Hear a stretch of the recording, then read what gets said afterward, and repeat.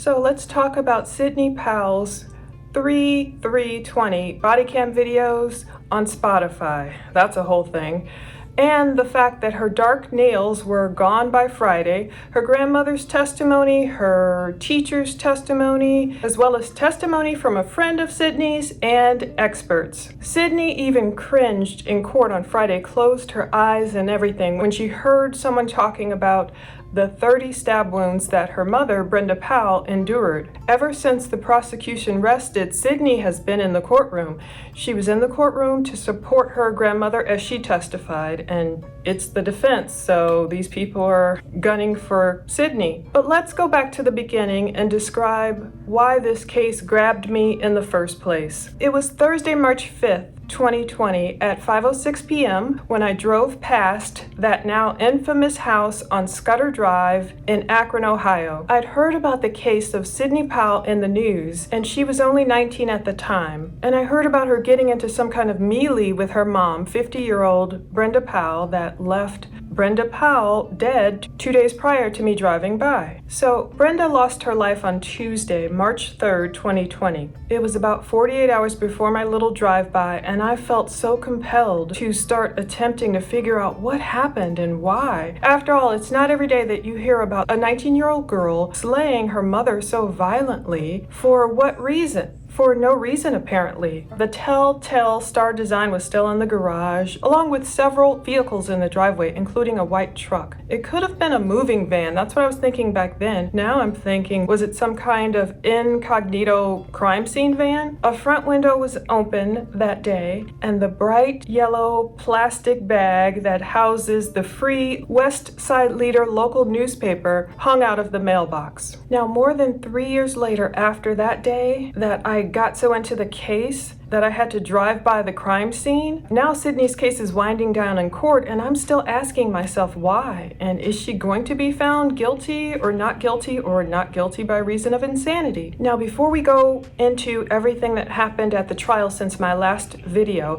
let's talk about all these body cam videos. Akron police sent me 15 body cam videos of that tragic day, March 3rd, 2020. They were redacted, but I still thought they were a little bit too much to put on YouTube, and I was right. With Sidney's, bloodied hands and feet showing when she answered the door that day, I dared not even put the redacted body cam video on YouTube without more redaction, which is what I did. I added filters and made it more palatable, I guess, if you can call it that, but YouTube still flagged it. They turned it yellow with limited ads. That was their decision. If you need to know what I'm talking about, just look back at the previous video. But people still want to see the body cam videos. So it was for this reason I went and put them over on my Spotify Plunder true crime account. So I chose the lowest tier for paid subscribers, 99 cents a month, which is really only like $1.06 with tax each month to watch all the videos you want to see over there. So thank you to everyone who was able to subscribe. Unfortunately, a few of you have had problems where it says unable to process this card. I even had the same problem when I subscribed to my own podcast because I wanted to get the experience that my viewers were experiencing. I don't know what I did, but eventually it was able to work for me, thank God. So I put the link below. If you're having any problems, contact Spotify. They've given me the link. I've been chatting with them today and yesterday. It's frustrating, let me tell you, but you can give them all your info, and even after you subscribe, if you have any problems,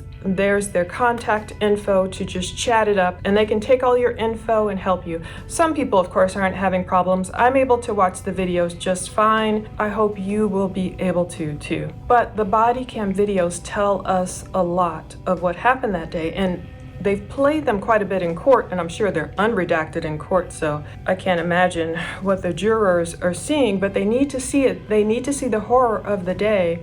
They've heard from all these experts, some who believe, most of them, 3 experts who believe that Sidney was not malingering. She was not faking it. She was truly having a psychotic break that day, March 3rd, 2020, when her world came crashing down, and unfortunately her mom Brenda paid the price with her life. Let's go back to the trial updates. We saw one day that Sydney was actually sporting a dark nail polish color, and viewers had even commented they didn't like it. They're like, oh, you had time to get your nails done. My nails could use some doing right now. You know, they're like, she's wearing that dark color, it looks evil. Lo and behold, I think Sydney's getting this feedback because by Friday, September 15th, I noticed she showed up with plain natural nails. So that was the day that the defense rested, Friday, September 15th. So we can expect the prosecution to call their all-important rebuttal witness, their expert, on Monday, September 18th. A woman like many of you who doesn't think Sydney was insane at the time of the crime. Now after that, we shouldn't expect to hear Sydney testify at all in her own defense. And then the jury should get their instructions. Well, after closing arguments, the jury should get their instructions. Hopefully this will all happen on Monday, and the jurors can choose between 3 verdicts: guilty, not guilty, or not guilty by reason of insanity. Now, I know a lot of people think maybe she'll be found guilty, but I have heard from some experts too, like on Court TV or different people giving their opinions, who thinking the NGRI might stand a chance. So we've already covered days 1 through 3 of the trial, and if you need to catch up, just check the playlist below here on YouTube and catch up. Let's start with what happened on day 4, Wednesday, September 13th, 2023. One thing we learned is that Sydney Powell was only 5 feet 1 inches tall at 100 pounds. And just very briefly, Defendant's Exhibit Z. This is Sydney's ID from 2020. Yes. And Sydney's listed at 5'1", 100 pounds. Is that what she weighed and her height around March of 2020? Yes. Okay. That was according to her ID from 2020. So that's one fact we learned during the start of the trial that day when Elizabeth Betsy Brown, Sydney's maternal grandmother, that's Brenda's mom, took the stand and testified for the defense. I think the attorney brought it up because they did want people to know, Sydney was this little teeny thing, and that always amazed me. She was able to, wield such strength against her mom. But Betsy's testimony was a little bit controversial to some people because Betsy, they didn't see her cry for Brenda, or they didn't see her really get emotional when speaking about the death of her daughter at the hands of Sydney, no less. But she seemed more angry at the cops who gave her and her family the runaround or made them wait. They went to 2 different hospitals. I'm assuming they were at Akron General and Akron City. She couldn't remember the names of the hospitals. She was angrier at the cops who made them wait as opposed to being angry at her granddaughter who took down her daughter. She talked about the lady cop, that's Detective Bertina King, who, took them to a room, and Betsy knew it was bad news when they got taken to a room. And, she was saying that lady cop, got out her little tape recorder, and that's when the lawyer stopped her because Betsy was getting off track. He redirected her because he knew how she was coming off. Yes, actually, I was at the hospital much earlier than that, and they told me that she was not there. Okay. Then eventually, it seemed like forever,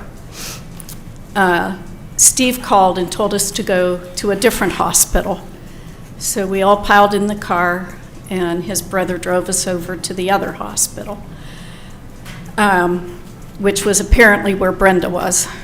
Okay. They refused to let me see her at all, and still weren't giving out any information. But after we were there for a while, they sent us back over to the original hospital, and I'm sorry, I can't give you the names That's of okay. which That's is all right. which right now. But it turns out Sydney was at the hospital where they had us waiting all afternoon, and the detective lady met us in the lobby then, and I knew when she took us to a room instead of up to see Sydney that this wasn't going to end well. Yeah. So she spent the first few minutes getting her little recording device on. Well, let me stop you there before we get into what Detective King said. That's okay. Betsy did say Brenda was the sweetest child. She waxed nostalgic about her own daughter's temperament. She said Brenda worked so hard at Akron General, spending time with sick children afflicted with cancer and blood disorders, that Brenda would even leave her own family certain Christmas Eves just to go be with the sick children who Brenda knew didn't have anyone visiting them, maybe that day or evening. Despite being Sydney's maternal grandmother, Betsy is totally in support of Sydney's defense. Sydney lives with Betsy out on this 100 plus acre farm somewhere. I'm assuming it's still in Ohio. Betsy said Brenda worried about her kids all the time. She was a great mom, and Betsy thanked God that she got the call from Brenda that morning, March 3rd, 2020, because Brenda was inviting Betsy to go on a shopping trip with her and Sydney because Brenda was so excited that Sydney was coming home from the University of Mount Union for spring break. And Betsy said it didn't seem like, at least to her, that Brenda didn't know that Sydney had been kicked out. It was this secret that Sydney was obviously keeping from all her friends and family. But Betsy still reiterated through her testimony that Brenda and Sydney were very close. Brenda went to all of Sydney's soccer games at St. Vincent St. Mary High School. The two of them would do fun things together, like go shopping and everything. However, Betsy did say that Brenda knew something was going on with Sydney. I mean, it was apparent. Maybe she couldn't put her finger on it because, of course, Sydney hadn't told her mom. But Betsy said it was always just Sydney and Brenda. She described how close they were when they would come over to her farm and they would sit on this swing. And the two of them, I guess, would sit in the middle of the swing, Sydney and Brenda, and there would be room on the side for others. They were just sitting so close. But Betsy did say Sydney was a good student and never got into any trouble. Sydney's grandmother never saw Sydney fighting or arguing with Brenda or anyone else, so it wasn't like this was some altercation building up. During Betsy's testimony, the Akron Beacon Journal did capture Steve Powell, the father of Sydney Powell, becoming emotional on Wednesday, listening to, his mother-in-law talk about his deceased wife and his daughter. So Betsy said even after the crime, she and other family members were supportive of Sydney being released and undergoing psychiatric treatment, living on her farm. So obviously Betsy wasn't afraid of Sydney to come bring her home with her. Betsy did describe how some of the medication that was prescribed to Sydney kind of dulled her out at first, those first few months, I guess, when Sydney was under the care of a psychiatrist and a counselor, and she was taking her prescribed medication. She took it without fail. And eventually, the shine or the light came back in Sydney's eyes. Betsy said after there were some kind of tweaks made to the medication because there were breakthrough symptoms, but we don't know what breakthrough symptoms Sydney had. Either way, after a few months of taking this medication, and they list them in court, Sydney got better. The meds were tweaked, and she showed marked improvement. Don Malarchik, Sydney's attorney, asked Betsy, "Have you seen signs of mental health issues with Sydney?" And Betsy said yes. But these are the kind of follow-up questions that we didn't really get. A lot of this trial, I want them to keep pushing. In certain other trials, I'm so used to them pushing and asking, driving the harder questions. And this one is at least it's going quickly. But Malarchik did push the envelope, speaking of pushing, and he did ask Betsy, "Do you believe Sydney would kill Brenda because she was suspended?" Before she could even answer, Assistant Prosecutor Brian Stano objected, and Judge McLaughlin sustained his objection, so Betsy couldn't answer. And Sydney, Brenda. Do you believe, Mrs. Brown, that Sydney would kill Brenda because she was suspended from Mount Union? Objection. I'm going to sustain that objection as well. Mrs. Brown, I don't have any further questions. Okay. There might be some, I'm sorry. Oh, Hang hold on 1 second. Hold Yeah, on. there might be some from the Prosecutor may have prosecutor. some questions. Oh, I'm sorry. All right. Now, other questions later you'll see with Sydney's teacher. She was able to slip in how shocking it was to her when she heard that Sydney had committed this crime. And just the last question. Can you know why we're here today? I do. Why Sydney's here today. Could you just share with the jury, what was your just initial reaction when you heard that Sydney had been charged with this offense? Was stuck. Okay. Mrs. Milligan, I don't have any further questions. Thank you, ma'am. There might be some questions from the prosecutor. I wish instead they would really delve more into Sydney's breakthrough symptoms, any symptoms she had when she was younger, allegedly.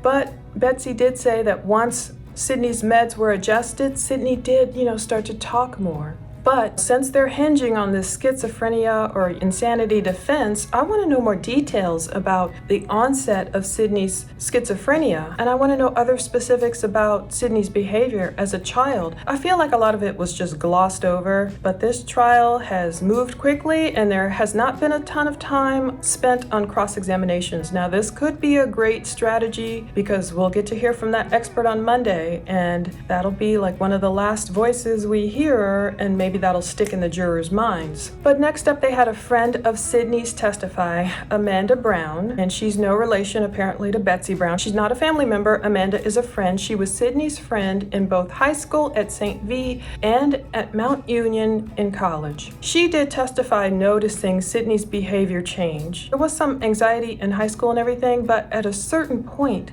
like Sydney kind of ghosted the group chat, and Amanda would really have to reach out to Sydney more to try and get her to socialize. But the two of them started together at Mount Union in the fall of 2018, and Sydney started staying in her dorm room a lot, the residence halls, isolating. Amanda sounds like a great friend. She would even bang on the door and get Sydney to go eat with her, like, you gotta go eat something. Amanda is a registered nurse. She did remember there were points where Sydney had stress and anxiety at St. V in high school. Ironically, Amanda said Sydney would turn to Brenda. She would call or text Brenda, her mom, throughout the day. She was so close with her when she was stressed out. Amanda used to work as a sitter for psychiatric patients. They needed someone to watch them, and so she has experience, and she noticed Sydney was starting to isolate herself more in college, but Amanda did say nothing troubled her to the point where she was like, oh my goodness, I better tell Sydney's parents about this, or I better get to school administrators and tell them. Sydney was really shy. She was growing shyer from her bubbly personality, I guess, and when she finally agreed to go out with Amanda and another friend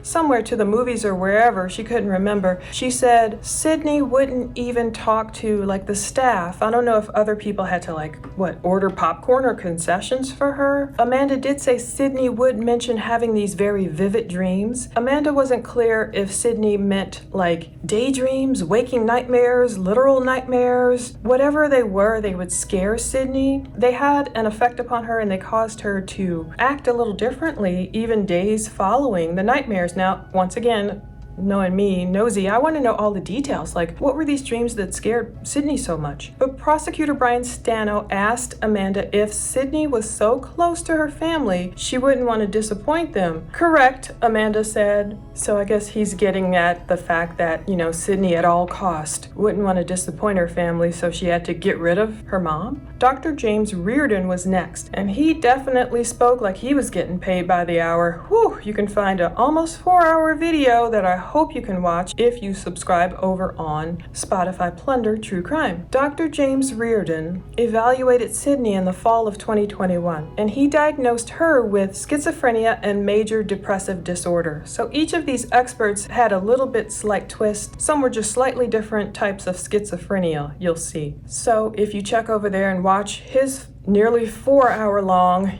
it's the direct examination and the cross-examination, and he had to take breaks. Everyone needs bio breaks once in a while. They did make a point of asking these 3 psychologists who we heard from how much they were making for, looking into this case. All 3 said they make anywhere from $250 to $350 per hour. That means the experts made anywhere total billable from $7,000 up to $14,000 for all their expertise and testimony in this case. But the 3 experts agreed on schizophrenia or schizoaffective disorder. They all agree that Sydney suffered from some kind of psychotic break when she, performed that horrible act against her mother. We can expect to hear a very differing view from those 3 experts when the prosecution's expert testifies on Monday. I don't know if she's going to say, is it a border personality disorder? Some people keep calling Sydney a narcissist. We've already heard from 3 experts who definitely believe Sydney was not faking it. She was not malingering. But on Monday, is this expert going to say, oh, Sydney's just a narcissist, like some of you have commented? What's she going to say? But James Reardon says that Sydney just remembers things in flashes from that day, which differs from what some people who were around Sydney in the various hospitals and stuff and the notes they took claim Sydney said. Sydney only remembers flashes. She only remembers being upstairs and then not in the basement and then back upstairs. But other people say Sydney remembered like a knife in her mom's chest. What Sydney remembers allegedly sitting on the couch next to her mom, Brenda. She remembers crying. She remembers feeling the need to get away and going downstairs, down the basement steps and back up. But not anything that happened in between, going down the basement stairs and back up, and only selective parts and not the actual crime itself. And I always find that weird how oftentimes people who commit these fatalities will claim, oh, they black out. The point at which they blacked out was the most important point. It was the point at which the unfortunate loss of life happened. I always think to myself, is it because people were really possessed by evil at that point, like an entity has taken over their body and that's why they literally blacked out? Or are the memories all in their minds still, and they just don't want to say what their mind's eye is seeing? I mean, that's got to be torturous if they really do remember what they did, and ugh. But Sydney remembers the voices in her head calling herself a loser or worthless or telling her to end herself. Now, according to Dr. Reardon, the next thing Sydney remembers was waking up in the hospital. So she remembers sitting on the couch with Brenda, and I don't know how much she told Brenda about her school problems at Mount Union, and her mom even giving her a hug. Sydney remembers crying, remembers her mother comforting her, and then that's it. Reardon says Sydney was deteriorating. She was losing her grip on reality like 3 months leading up to the attack. So he's claiming all these lies to her parents about being enrolled in Mount Union and attending classes when she had actually been suspended. Those were an alternate reality. And that's why she lived in this alternate reality, because, failure was inconsistent with how she viewed herself. She just didn't see herself as a failure, like some college dropout is maybe what Sydney was telling herself, or college kicked out. And by living in this alternate reality, she hoped it would make her lies come true. But Reardon, he's been at it a long time. A lot of these experts have. He's been a psychologist since 1977. He's reviewed numerous records for Sydney. He administered 4 psychological tests and interviewed Sydney. He said Sydney doesn't have any type of severe mental defect. She doesn't have a developmental disability, but he believes she has schizophrenia and a major depressive disorder. The big question is, will the jury believe it, and will they attribute that to Sydney's actions on March 3rd, 2020? Reardon is claiming that Sydney was out of touch with reality, and her mental state had deteriorated so much rapidly starting in December 2019 when she got the news, look, you're out of Mount Union, you're kicked out, your grades are too bad. Sydney in 2020 went right back to campus, even though she knew she wasn't enrolled, and was trying to pretend everything was okay. According to Reardon, he's saying that's because failure wasn't an option in her mind. So Sydney looked at herself as she always was, I guess, in high school, this really smart student, what was it, a 3.8 GPA, got an academic scholarship to Mount Union. So in her mind, she couldn't reconcile, I guess, getting kicked out of college. That wasn't her, and she didn't know how to deal with it. But many experts are referring to Sydney's lost week in February, like that week after she had gotten kicked out of the Mount Union campus, and she spent that week before coming home, like either living in her car, staying in hotels. Reardon is claiming that Sydney didn't even know where she was at certain times. I mean, I know she paid cash for some of these hotels, the cop said, but maybe she just did a night here and there. But Reardon said there was reality, and then there was Sydney's reality. Now, at this point, he's saying she wasn't seeing elephants floating around the room and swatting at flies that were not there. She was in the throes of a major psychotic decompensation. But then another expert is going to, I guess, reference some notes. Later, we're going to hear in testimony where Sydney was allegedly seeing things. Now, this could throw the jury off and make them go towards the guilty verdict, because why are they saying Sydney was seeing flames on her fingers and water coming out of her hands and all that? So again, in the court, they watch body-worn camera videos again, showing Sydney laying in the driveway, hitting her head and clawing against the asphalt. I didn't know this, with her eyes rolled in the back of her head. So we can't really see that. Like on the body cam videos that Akron police gave me, it's blurred a lot when Sydney's on the ground. You kind of see her fall over. You don't really see her, hitting her head. I didn't know her eyes rolled back in her head, but one cop did put a blanket over Sydney, and we know she went off on a stretcher in the ambulance. They're saying she stared straight ahead during the ride to the hospital, and at the hospital, Sydney just laid in that bed. Again, she didn't respond to any detectives' questions. I guess they had to get really close to her probably to get that audio saying, "Get out, get out, get out," and she just kept repeating. Reardon is calling that Sydney's catatonic state, which can happen, he says, after an acute psychotic episode. So Reardon explained it like this. He says, it's like there's nobody home. She's gone. She's completely lost awareness. She's just a shell. So it's kind of hard to, I don't know, these experts are really good. They've been at it a long time. It's kind of hard to know what is really true. Attorney Malarchik asked Reardon if the brutal nature of the attack on Brenda helps demonstrate Sydney's mental state at the time. And Reardon said, it demonstrates, in my mind, the incredible magnitude of the loss of reality and the loss of the ability to engage in any reasoning or conscious thought during these moments. There was literally no evidence of malingering, according to Reardon, and significant evidence indicated she was being truthful. She was not exaggerating. This is one of the most severe cases I have been involved with in my 45 to 46 years. So wow, that was a powerful statement. He even started coming up with theories like, was Sydney taking out Brenda? Was she trying to just take out herself since she was like Brenda's mini-me? And, but they're like, did you put that in your, notes? And he's like, no, basically. So was he just coming up with possibilities on the fly? But when cross-examined by prosecutor Brian Stano, Reardon agreed it was rare for people who have schizophrenia to act out in violence. It's not a given, and it's even rarer for them to start experiencing symptoms when they're younger than 13 years of age. Now, Reardon said Sydney had told him that she had experienced auditory hallucinations when she was as young as 11. So I'm thinking, what were these symptoms again when she was 11? I want them to just break it down in a good timeline.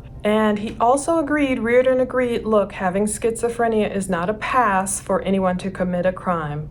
You can't just, how to get away with murder just saying you have schizophrenia. But Stano also said that some of the mental health professionals who saw Sydney in the days following the crime, they didn't totally rule out malingering like some of these experts are doing. Stano noted that in her original hospital records, she initially said she had no memory of who had stitched up her hand, but then later she recalled that a male resident stitched up her hand. And they talked, if you go watch the full day's footage, they talked about a tattoo. Sydney saying, oh, I can't wait to get out of here to get a tattoo. Certain things can look good or bad for her. But Reardon did choose to focus on the attack itself, which took only 3.5 minutes, beginning exactly when the university called Brenda Powell back at 12:36 p.m. and 45 seconds. It ended when Sydney answered the phone, pretending to be Brenda, at 12:40 and 15 seconds. But he's also claiming, look, the lack of motive and the spontaneity of the crime and the brutality of the attack, all of those suggest to him, Reardon, that Sydney did, in fact, have a psychotic break. But the prosecutor's like, wait a minute, Sydney was in her right mind enough to go, perform that attack, get the weapons, break out the back window, and then, scream out to Daddy that someone broke the back window. The back window's broken in, Dad, she said. And not only, started with a cast iron skillet to render Brenda unconscious, I'm sure, but also went and perhaps even returned up to the kitchen to go get a knife. So is that schizophrenia or what? Now, day 5 of Sydney's trial was Thursday, September 14th, and it began with a little blurb of the judge explaining why she is allowing Sydney to be excused from the courtroom, how she's viewing that request. And for the first time ever, we heard Sydney speak in the courtroom when she said something like yes, or when the judge was saying, either do you understand or do you agree with that? And it's like, yes. On 3 separate occasions during this trial, Ms. Powell has been excused from the courtroom at the request of her attorney. Court has interpreted that as a waiver of her right to be physically present for that portion of the testimony. In anticipation of this, because we had discussed it prior to the trial beginning, a remote viewing room was set up for Ms. Powell, where she had the ability to hear and see the proceedings should she wish to do so, and she also had the ability through her phone to reach out to counsel and consult with them if necessary. Counsel, anything that you want to put on the record at this time about that? Judge, the state, I think, had already said to the court, I don't know if it was on the record, that it didn't have an objection to this. The only other thing I would ask, and maybe perhaps you're already planning on doing that, is just to require, which is a simple yes or no, but that is just in anticipation of anything down the road. Sure. That it was certainly that Ms. Powell was given every chance to consult with her attorney about this issue, and was fully involved in this issue, agreed with the issue, and that would satisfy the state. Thank you. Okay, thank you. Mr. Malars. Yeah, thank you. All that's correct. I've discussed obviously with Ms. Powell's family the idea of asking the court for permission to have her participate remotely. I will indicate that I've gone down to the room where that remote setup exists and it works, it functions. Ms. Powell does have the ability to reach out to me during that time. And I think the court has accurately set forth how we got here. All right. Ms. Powell, do you agree with what your attorney has said, ma'am? Yes, I do. Okay, thank you very much. But this day we heard from Sidney Powell's English teacher, Catherine Milligan, from high school. She spoke very highly of Sidney. She said she found it easy to write a letter of recommendation for Sidney. You know, she didn't have to stretch it like some bad student or something. But Catherine described even teaching Sidney to ski. I guess, yeah, St. V is a Catholic school. I should know that. And so they would go on these religious retreats. But Catherine even snapped a picture of Sidney when she accidentally skied into a tree. I'm sure she wasn't hurt, but Catherine thought it was funny. And Sidney wanted to learn how to ski, I guess to be able to ski with her friends. But there was another incident at school where Sidney was upset and crying over a chemistry presentation she was set to give. Now, Sidney said she couldn't see the numbers. So Catherine went and spoke to the chemistry teacher and asked her, you know, she's like, Sidney's really upset. Can she either take this test or give this presentation later? The chemistry teacher was cool and said, yeah, that's fine. But Catherine didn't know what happened to that. And she also didn't know what that was when a person's like, I can't see the numbers. Is that mental health problems or what? But next up was Dr. Thomas Swales, a neuropsychologist. And he testified also that Sidney was out of her mind and in a state of psychosis when she attacked her mother. Dr. Swales said Sidney would be projecting flames and water from her hands. Now, when was this? That's what I want to know. She thought she was being monitored by the FBI.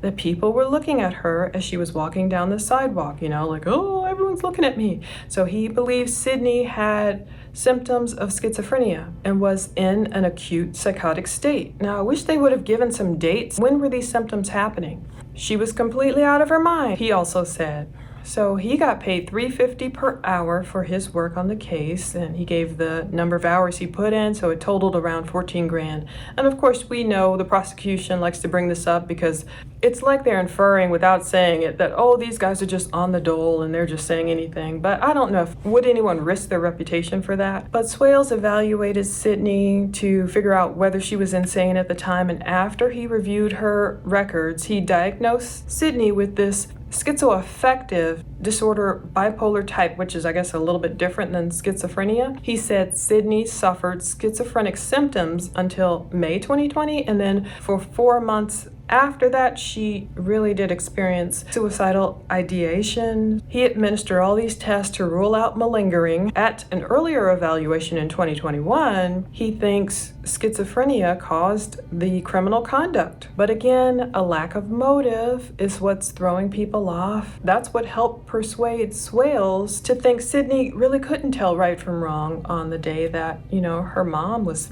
taken off this earth so horribly. On Friday, we'll talk about the full day, which was pretty quick. Friday, September 15th, it began with that motion in limine. I learned so much legal stuff regarding Dr. Smartnick. It was similar to a motion to suppress. It was denied by the judge, but she was like, we'll see if you object during his testimony. But first, we heard from Dr. Robin Timmy from Falcon Inc., and next was Dr. Smartnick by Zoom. There wasn't a lot in the way of cross-examination. These experts know their stuff. And again, like the court TV guest said, maybe they don't want to come off as, you know, pounding these experts, trying to go against them and argue the science. But again, maybe they think their best strategy is this woman coming on Monday, this expert, to blow it all out of the water perhaps and say, look, Sidney is not insane, or she wasn't at the time of the crime. Well, Sidney is now 23 years of age. She's charged with 2 counts of murder, actually. I guess one means purposely causing the death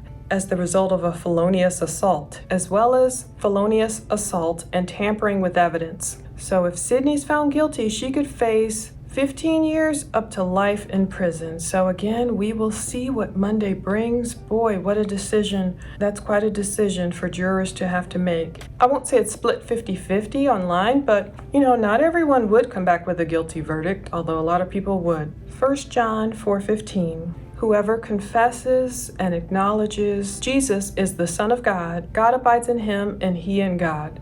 Whew, that's what I'm thankful for, because if I ever had to sit on a jury like that and listen to all this evidence and decide someone's fate, I'd really want to get it right.